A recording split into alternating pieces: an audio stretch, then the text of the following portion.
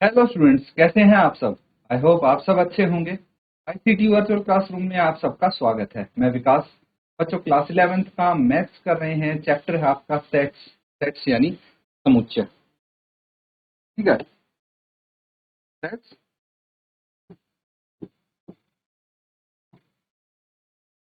समुच्चय। तो क्या है ये समुच्चय या फिर सेट्स, इसको हम डिटेल में डिस्कस करेंगे। ठीक है, तो सबसे पहले ये समझ लेंगे कि जो सेट्स की थ्योरी है, ठीक है, ये देखिए, सबको विजिबल है। द सेट थ्योरी, जो सेट की थ्योरी है वो एक जर्मन मैथमेटिशियन था। थोड़ी हिस्ट्री भी आपको पता होनी चाहिए इसकी, जब हम सेट्स पढ़ रहे हैं तो, कि भाई किसने इसको ढूंढा था, किसने इसकी थ्योरी डेवलप की थी। तो जॉर्ज कैंटर एक जर्मन मैथमेटिशियन था जिसका नाम जॉर्ज कैंटर था। 1845 से 1918 तक है, ठीक है। ही फर्स्ट एनकाउंटर्ड, उसने सबसे पहले सेट्स कब देखे, while working on problems on trigonometrics। जब वो ट्रिग्नोमेट्री की चीज पे काम कर रहा था तब वो सेट्स के अक्रॉस आया। This concept is used in every branch of mathematics, है ना। हर ब्रांच में मैथमेटिक्स की ये कॉन्सेप्ट यूज होता है, जैसे ज्योमेट्री हो गया, अलजेब्रा हो गया। Further sets are used to define relation and function. और इसके आगे जो सेट्स होते हैं वो रिलेशन और फंक्शन को भी डिफाइन करने में हेल्पफुल है। समझ में आ रहा है बच्चों? चलिए अब आगे देखते हैं। तो सेट्स है उनको कैसे रिप्रेजेंट करते हैं, ये हम यहाँ करेंगे। तो सबको देखिए विजिबल होना चाहिए, तभी फायदा है। अगर कोई दिक्कत है तो मेरे से पूछ लेंगे। आप कोई चीज नहीं समझ में आती है तो इमीडिएटली आपको चैट के माध्यम से अपना डाउट आप सेंड करेंगे और तुरंत आपका डाउट क्लियर। अब सबसे पहले देखिए क्या है हमारे पास ये टॉपिक, सेट्स और उनको रिप्रेजेंट कैसे करते हैं, ये हम समझ सेट्स क्या होता है। हालांकि प्रीवियस सेशन में हम थोड़ा बहुत कर चुके हैं कि सेट्स के बारे में, किसको सेट्स बोलते हैं, जनरल लाइफ में कहाँ यूज होता है, काफी सारी चीजें कर चुके हैं। तो इसको डिटेल में हमें करना जरूरी है। तो उसके बाद टाइप्स ऑफ सेट करेंगे हम। इसके बाद टॉपिक होगा आपका subset and universal set, Venn diagram and operation of sets, application of set theory, बहुत सारी चीजें करने वाले हैं। तो हमारी डेली लाइफ में जब हम रेगुलर काम करते हैं तो we come across a variety of things that occur in group. ठीक है, यही हमने डिस्कस किया था कि डेली लाइफ में जब हम अलग अलग अपने काम करते हैं तो अलग अलग ग्रुप या फिर वेराइटी ऑफ थिंग्स, ठीक है, अलग अलग चीजों के अक्रॉस हम आते हैं। हम चीजें अक्रॉस आती हैं हमारे, जो एक ग्रुप में होती है। एग्जाम्पल के तौर पे एक टीम है क्रिकेट प्लेयर्स की जो क्रिकेट खेल रही है, ठीक है। तो ये क्या है, एक ग्रुप है लोगों का जो क्रिकेट खेल रहा है, ये एक सेट हो सकता है। ग्रुप ऑफ टॉल बॉयज, मान लीजिए कुछ लंबे लंबे लड़के एक साथ खड़े हैं तो उसको हम एक सेट बोल सकते हैं। पैक ऑफ कार्ड्स, जैसे ताश के पत्ते हैं, 52 ताश के पत्ते हैं, उनको एक सेट बोल सकते हैं। या फिर बहुत सारे हो गए, जैसे उनो हो गया, वो भी कार्ड्स के कुछ पत्ते होते हैं, 300 108 या ऐसा कुछ होता है, तो वो भी एक सेट हो गया। तो एक जैसी चीजें जो एक साथ आती हैं उसको सेट से। तो वर्ड जैसे टीम यूज किया, ग्रुप, पैक, ये क्या करता है, इसका मतलब क्या हुआ, टीम, ग्रुप, पैक, ये कुछ कलेक्शन को बोलते हैं। इस तरह टीम ऑफ क्रिकेट प्लेयर्स जो क्रिकेट खेलते हैं, उन लोगों का जो इकट्ठा हुए हैं उनको हम टीम बोल देते हैं। या फिर ग्रुप ऑफ टॉल बॉयज, कुछ टॉल लड़के जो इकट्ठे हुए हैं एक ग्रुप में, उसको ग्रुप बोल दिया। पैक ऑफ कार्ड्स, कुछ ताश एक साथ रखे हैं, उसको पैक बोल दिया, ऐसे करके। इसका मतलब क्या है कि इसका मतलब है कलेक्शन, ठीक है, चीजों का कलेक्शन, ये मतलब है इसका। Well defined collection of object. तो बेसिकली सेट्स क्या होता है, एक वेल डिफाइंड कलेक्शन होता है कुछ ऑब्जेक्ट्स का। ठीक है, चलिए हम यहाँ पे ये डिस्कस करते हैं। If any given collection of object is in such way that it is possible to tell without any doubt whether a given object belongs to this collection or not, then such a collection of object is called well-defined collection of object. अब ये definition समझ में आई आपके कि well defined collection of object क्या होता है। देखिए, एक कलेक्शन ऑफ ऑब्जेक्ट है हमारे पास, और अगर हमें ये पता लग जाए उस कलेक्शन ऑफ ऑब्जेक्ट्स को देख के कि कोई पर्टिकुलर चीज उस कलेक्शन को बिलोंग करती है या नहीं, तो हम बोल सकते हैं कि वो एक वेल डिफाइंड, अच्छे से परिभाषित है का संग्रह। ठीक है, तो ये आप यहाँ पे समझ लीजिए। जैसे द रिवर्स ऑफ इंडिया एक वेल डिफाइंड कलेक्शन है। क्यों भाई वेल डिफाइंड कलेक्शन क्यों है? We can say that the river Nile does not belong to this collection, है ना। हमें देख के पता लग जाएगा ना कि भाई कौन सी नदी इंडिया की है, कौन सी नहीं है। जैसे रिवर नाइल है, वो क्या है, इंडिया की नदी नहीं है, तो वो इस कलेक्शन को बिलोंग नहीं करती। फॉर एग्जांपल अमेजोन रिवर है, वो इंडिया को बिलोंग नहीं करती, इसीलिए वो इसका कलेक्शन नहीं है। लेकिन दूसरी तरफ अगर हम बात करें रिवर गंगा की, तो रिवर गंगा तो इंडिया में है, तो ये इस कलेक्शन को बिलोंग करेगी। रिवर सतलुज हो गई, वो इसको बिलोंग करेगी। ठीक है, रिवर यमुना होगी, वो इसको बिलोंग करेगी। सरस्वती होगी, वो इसको बिलोंग करेगी, क्योंकि इंडिया की नदी है। ठीक है, तो ये आप समझ लीजिए। बहुत अब इंडिया में सारे नाम गिनाने लग गए तो बहुत सारी नदियां हो जाएंगी, तो इसीलिए हमने बस एक यहाँ पे वेल डिफाइंड कलेक्शन दे दिया ऑब्जेक्ट का कि इंडिया की सभी नदियां। समझ में आ गया? तो ये चीज आपको पता होनी चाहिए। अब क्या क्या हो सकते हैं, देखिए इनके बीच में अंतर आपको समझना बहुत जरूरी है। Difference between well defined and not well defined and well defined. ठीक है, अब यहाँ पे वेल डिफाइंड नहीं है, वो कैसे होगा? अगर मैं बोलूं ऑफ इंटेलिजेंस, तो आप कुछ बच्चों को देख के बता सकते हो कि ये ग्रुप इंटेलिजेंट स्टूडेंट्स का है या नहीं। भाई ये बताना काफी मुश्किल है, क्योंकि इंटेलिजेंस कई चीजों के बेस पे हो सकती है। कहाँ तक आप टेस्ट करोगे इंटेलिजेंस? अब मेरे हिसाब से तो वो बच्चा भी इंटेलिजेंट है जो 60% मार्क्स लेके आता है, लेकिन नहीं, किसी और के स्टैंडर्ड्स के हिसाब से जो सिर्फ और सिर्फ 95% अबव मार्क्स लेके आएंगे वही इंटेलिजेंट होगा। लेकिन मेरे हिसाब से वो बच्चा भी इंटेलिजेंट है जो आगे आके सबके सामने बोल सके, जिसकी पर्सनैलिटी अच्छी हो, डेवलप्ड हो। लेकिन किसी और के हिसाब से भाई सिर्फ वो बच्चा एक्सीलेंट होगा जो सिर्फ सब्जेक्ट्स में अच्छा परफॉर्म कर सके, जब इसके एग्जाम हो उसमें अच्छे मार्क्स लेके आए। तो बहुत सारे फैक्टर्स होते हैं, बहुत सारी चीजें होती हैं इंटेलिजेंस को डिफाइन करने के लिए। इसीलिए एक वेल डिफाइंड कलेक्शन नहीं है, क्योंकि वही ग्रुप हो सकता है मेरे लिए इंटेलिजेंट हो, लेकिन किसी अदर पर्सन के लिए वो इंटेलिजेंट ना हो। ये चीज समझनी है आपको कि वेल डिफाइंड क्या हो सकता है। अब इसी को वेल डिफाइन करने की कोशिश करते हैं, अच्छे से डेफिनेशन देने की कोशिश। तो यहाँ पे हम बोलेंगे, ये है देखिए well defined, a group of student scoring more than 95% of marks. अब ये हर किसी के लिए, चाहे कितने ही लोग आके चेक कर ले, ये एक वेल डिफाइंड है। मान लीजिए आपकी क्लास में सिर्फ और सिर्फ 5 बच्चों के 95% से ऊपर मार्क्स आए हैं, तो चाहे कोई भी आ जाए वो बता देगा कि भाई ये 5 बच्चे हैं इस जो कलेक्शन का हिस्सा है। तो इसीलिए इसको हम वेल डिफाइंड बोलते हैं।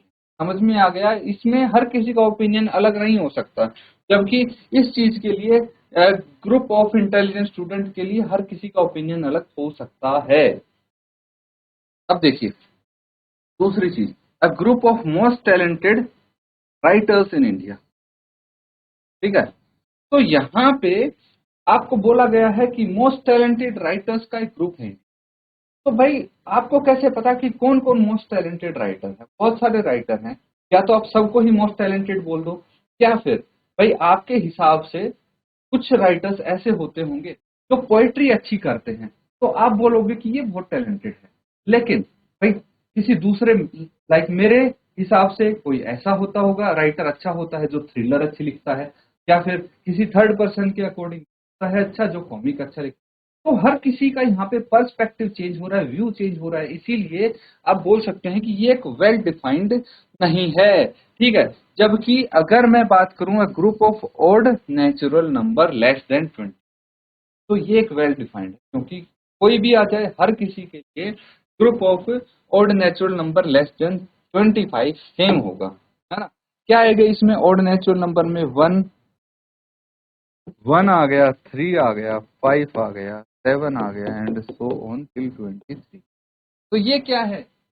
वेल डिफाइंड है, सबके लिए, सबको पता है भाई यही ग्रुप है, इसके अलावा और कोई नंबर तो नहीं होंगे, तो इसीलिए ये well defined. Group of pretty girls, सब सुंदर लड़कियों का कोई ग्रुप है, ठीक है, तो इसको कैसे डिफाइन करोगे? सुंदरता हर किसी के लिए अलग होती है, लेकिन वहीं पे group of girls of class 11th of your school, class 11th में जो लड़कियां हैं आपके स्कूल में, वो तो भाई वेल डिफाइंड है, क्योंकि जितनी लड़कियां हैं उतनी ही रहेंगी, हर किसी का इस पे व्यू चेंज नहीं हो सकता। अब आप ये थोड़ी बोल सकते हो कि मेरे हिसाब से 10th में, जबकि आपको पता है 11th में, तो ये सच्चाई है, एक तथ्य है, ये चीज आपको यहाँ पे यही चीज आपको एक्सप्लेन की गई है। नोट कर लेंगे इसको, डाउट लगता है पूछा।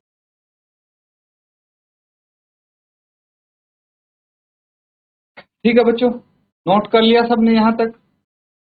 अब आगे देखिए,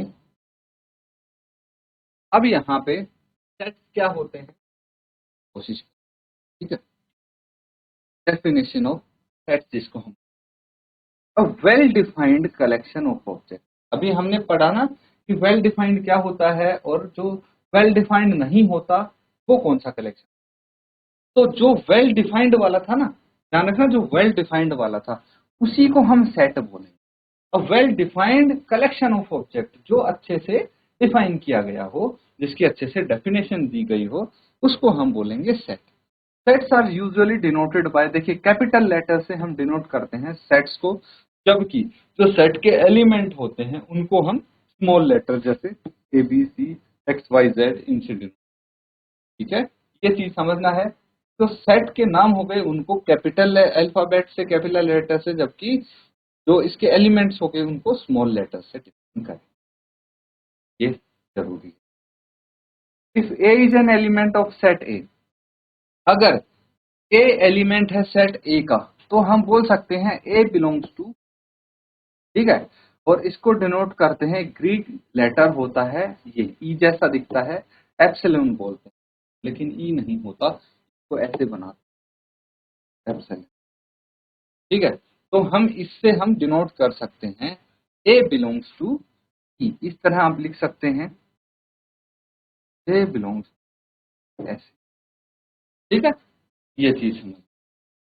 अब नोटेशन फॉर्म में ऐसे लिखेंगे, ये मैंने बता दिया है आपको, इसको इस तरह से लिख सकते हैं, and B does not belong to A, अगर ऐसा लिखना हो तो इसको बस कट कर देंगे, क्रॉस कर देंगे, B does not belong to A, इस प्रकार से लिखेंगे। समझ में आ रहा है?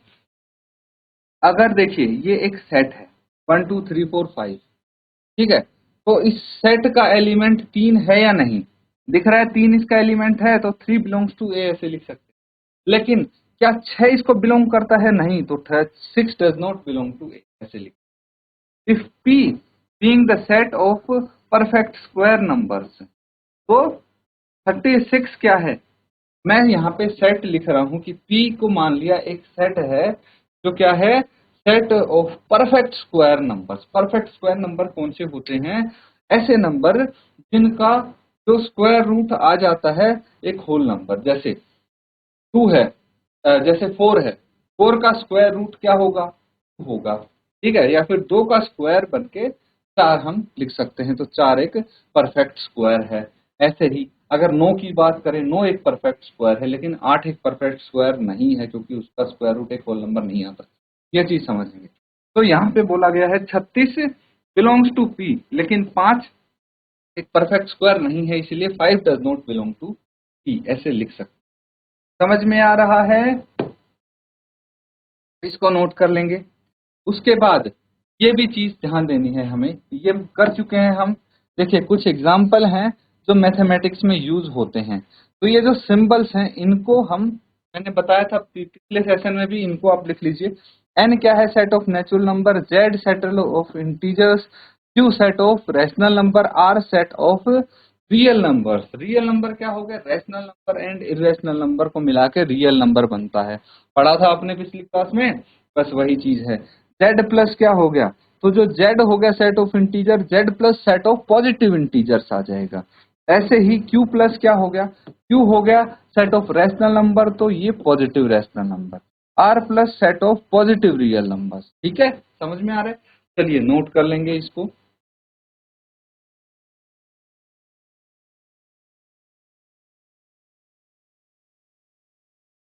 अब बच्चों यहाँ पे कुछ क्वेश्चंस आप देखेंगे, ध्यान से देखना, इनको सॉल्व करना है। Which of the following are sets, इनमें से कौन से सेट हैं कौन से नहीं हैं, सिर्फ 4 दिए हैं। इनमें से आपको जस्टिफाई भी करना है, बताना है कि अगर सेट है तो क्यों है और सेट नहीं है तो क्यों नहीं है। तो यहाँ पे वही कॉन्सेप्ट चलेगा, वेल डिफाइंड वाला। जो ऑब्जेक्ट्स का वेल डिफाइंड कलेक्शन है उसको हम सेट बोलेंगे, और जो नहीं है, जिसमें हर किसी के पर्सपेक्टिव से वो चीज अलग हो सकती है, वो सेट नहीं हो। समझ में आ रहा है? जैसे सबसे पहला, collection of all the months of a year beginning with letter J. तो मुझे बताइए कि क्या ये एक वेल डिफाइंड कलेक्शन है। अब मुझे बताइए, अगर ऑल मंथ्स ऑफ ईयर भी बोला जाता तो कितने महीने होते हैं एक साल में? 12 महीने, हर किसी के हिसाब से 12 ही महीने। यहाँ पे बोल दिया कि जे से जो शुरू हो रहे हैं वो कौन से महीने होते हैं। जनवरी हो गया, ठीक है, उसके बाद फरवरी नहीं आता, मार्च नहीं, अप्रैल नहीं, मई नहीं, लेकिन जून और जुलाई भी जैसे ही शुरू होता है। उसके बाद सितंबर, अक्टूबर, नवंबर, दिसंबर, कोई भी जैसे नहीं होता। सिर्फ 3 मंथ ऐसे हैं साल में जो जैसे स्टार्ट होते हैं। तो हम बोल सकते हैं we are sure that member of this collection are January, June and July. हर किसी के हिसाब से यही इस कलेक्शन के मेंबर बनेंगे। इसीलिए ये एक वेल डिफाइंड कलेक्शन है और इसको हम एक सेट बोल सकते हैं। लेकिन वहीं पे दूसरी बात आ जाती है, the collection of 10 most talented writers of India. अब मुझे बताइए, फालतू की बात नहीं है कि हम कैसे पता लगा लेंगे 10 मोस्ट टैलेंटेड राइटर्स कौन से हैं इंडिया के, क्योंकि राइटर्स तो बहुत सारे हैं और बहुत अच्छी नॉवेल्स लिखते हैं, लेकिन हर किसी के हिसाब से प्रायोरिटीज चेंज हो जाती हैं। ठीक है, इसीलिए हर किसी के हिसाब से भाई टैलेंट मतलब अलग लेवल पे होता है। हर किसी की जो प्रेफरेंस है, पसंद है, वो अलग हो जाती है। इसीलिए हर किसी के हिसाब से सेम नंबर ऑफ या फिर सेम नेम ऑफ राइटर्स नहीं आएगा। इसीलिए हम बोल सकते हैं राइटर में भी most talented for one person. यही तो बोला है मैंने कि किसी एक पर्सन के लिए, मान लीजिए एक राइटर बहुत अच्छा है लेकिन दूसरे पर्सन के लिए वो अच्छा नहीं हो सकता। ऐसा भी हो सकता है ना, उसको नहीं पसंद आई बस की नॉवेल, क्या करें। तो इसीलिए ये डेफिनेटली डिसाइड नहीं कर सकते। तो this is not a set. ठीक है, ये वेल डिफाइंड कलेक्शन नहीं है, इसलिए इसको सेट नहीं बोलते। अब तीसरा देखिए, a collection of novels written by Munshi Premchand.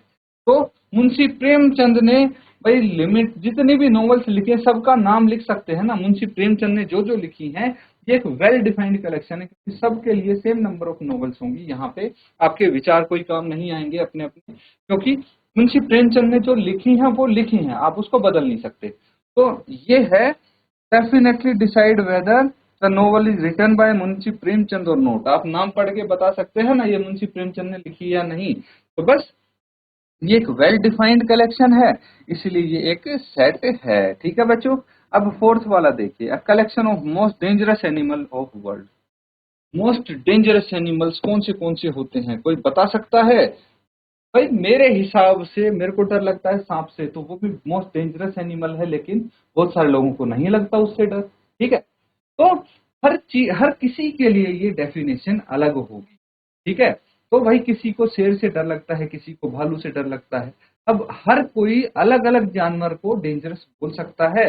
मैंने जिसको बोला दूसरे पर्सन ने मना कर दिया कि उसको तो नहीं लगता डर उससे। तो मोस्ट डेंजरस क्या होगा, इसकी जो टर्म है वो एक वेग टर्म है। क्या है वो? एक वेग टर्म है। तो एनिमल में be most dangerous for one person, लेकिन दूसरे के लिए वो मोस्ट डेंजरस नहीं होगा। इसलिए एक वेल डिफाइंड नहीं है, इसलिए एक सेट भी नहीं है। इसको नोट कर लेंगे।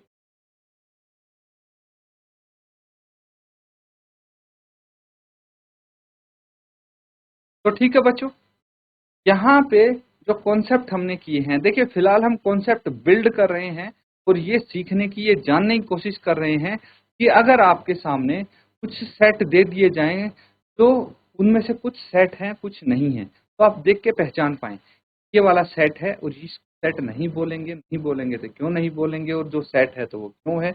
ये चीजें हम डिस्कस कर रहे हैं। इनको अच्छे से रिवाइज करके आए होमवर्क में। इसी के साथ आज का सेशन यहाँ पे एंड करेंगे। Thank you and have a nice day.